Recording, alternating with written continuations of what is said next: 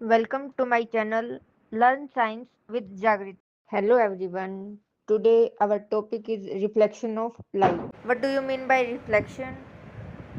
Any ray of light come from the source, attack on a surface, then it deviate its path and in same direction. That is known as reflection of light.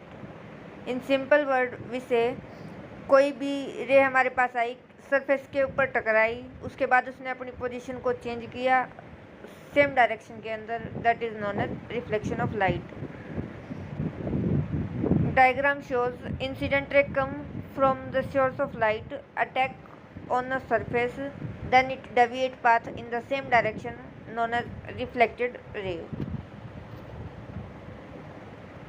Reflection of light is the phenomena in which light ray strike a surface and bounce back into the same medium. Then laws of reflection. First law, second law.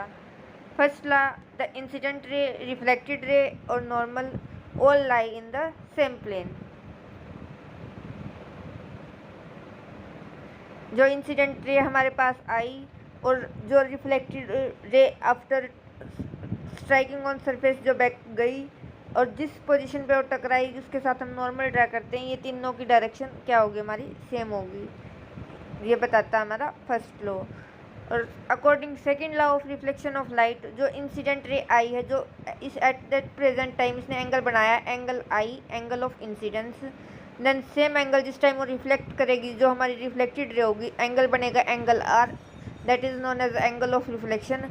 Both are always equal. Angle of incidence equal to angle of reflection. This is second law of reflection. Types of reflection. Regular reflection. In that case our surface is smooth और polished. अगर surface साफ होगा तो हमारी image कैसी बनेगी, clear बनेगी.